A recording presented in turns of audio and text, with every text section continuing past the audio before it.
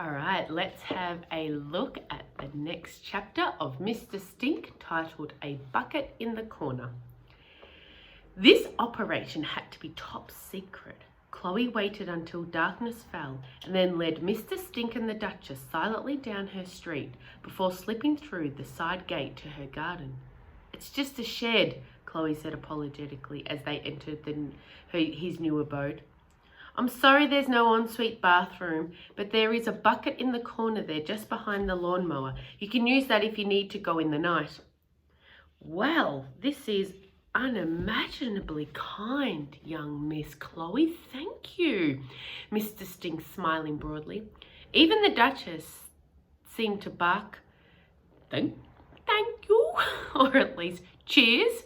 "Now," continued Mr. Stink, "are you sure your mother and father don't mind me being here? I would hate to be an unwelcome guest."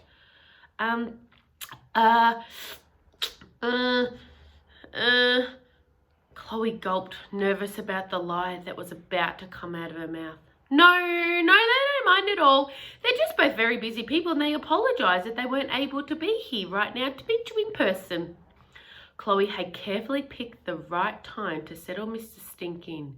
She knew Mother was out campaigning for the election, and Dad was picking up Annabelle from her sumo wrestling class. "Well, I would love to meet them both," said Mr. Stink, and see what people turned out such a wonderfully generous and thoughtful daughter. This will be so much warmer than my bench." Chloe smiled shyly at the compliment. "Sorry, there are all these old cardboard boxes in here," she said. She started to move them out of the way and give him room to lay down. Mr. Stink gave her a hand, lifting some of the boxes on top of each other. When she got to the bottom box, Chloe paused. Poking out of the top was a charred electric guitar. She examined it for a moment, puzzled, then rummaged through the box and found a pile of old CDs. They were all the same, stacks and stacks, an album entitled Hell for Leather by the Serpents of Doom. "Have you ever heard of this band?" she asked. "I don't really know any music past 1958, I'm afraid." Chloe studied the picture on the cover for a moment. Superimposed in front of a drawing of a giant snake stood a long-haired, leather-jacketed type. Chloe's eyes fixed on the guitar player, who looked an awful lot like her dad, only with a mess of curly black hair. "I don't believe it! That is my dad!" She hadn't any idea her dad had ever had a perm, let alone that he'd been in a rock band. She didn't know which was more shocking, the idea of him not being bald or the idea of him playing electric guitar. "Really, Mr. Stink? I think so. It looks like him anyway." She was still studying the album cover with a curious combination of pride and embarrassment. "Well, we all have secrets, Miss Chloe. Now, what should I do if I require a pot of tea or a round of sausage sandwiches on white bread, please, with HP sauce on the side? Is there a bell I should ring?" Chloe looked at him, a little surprised. She hadn't realised she was going to have to feed him as well as shelter him.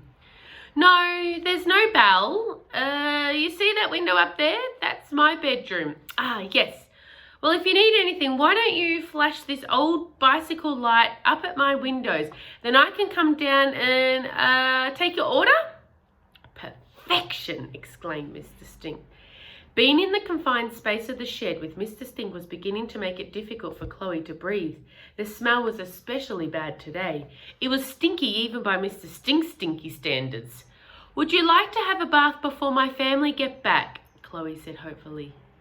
The Duchess looked up at her master with a look of desperate hope in her blinking eyes. It was the stink that made her blink. "Let me think." Chloe smiled at him expectantly. "Actually, I'll leave it for this month. Thank you." "Oh, is there anything I can get you right now? Is there an afternoon tea menu, perhaps? A choice of scones, cakes and French pastries?" No, but I could bring you a cup of tea and biscuits, and we should have some cat food that I could bring for the Duchess." "I'm pretty sure the Duchess is a dog, not a cat," pronounced Mr. Stink. "I know, But we only have a cat, so we've only got cat food. Well, maybe you could pop into Raj's shop tomorrow and buy the Duchess some tins of dog food. Raj knows the brand she likes. Mr. Stink rummaged in his pockets. Here's 10 pence. You can keep the change. Chloe looked in her hand. Mr. Stink had actually placed an old brass button there. Thank you so much, young lady, and please don't forget to knock when you return in case I'm getting changed into my pajamas. What have I done? Thought Chloe, as she made her way across the lawn back to the house. Her head was buzzing with more imaginary life stories for her new friend, but none of them seemed quite right. Was he an astronaut who had fallen to Earth and, in the shock, lost his memory? Or perhaps he was a convict who had escaped from prison after serving 30 years for a crime he didn't commit? Or even better, a modern-day pirate who'd been forced by his comrades to walk the plank into shark-infested waters, but against all the odds had swum to safety. One thing she knew for sure was that he did really whiff.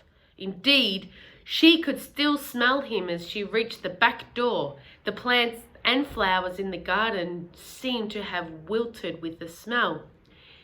They were all now leaning away from the shed as if they were trying to avert their stamens. At least he's safe, Chloe thought, and warm and dry, and if only for tonight. When she got up to her room and looked out the window, the light was flashing already. "Oh, butter Highland shortbread biscuits if you have them, please," called Mr. Stink. "Thank you so much." Oh, goodness me, has Chloe got herself into a bit of a pickle here? Tune in to find out what happens next.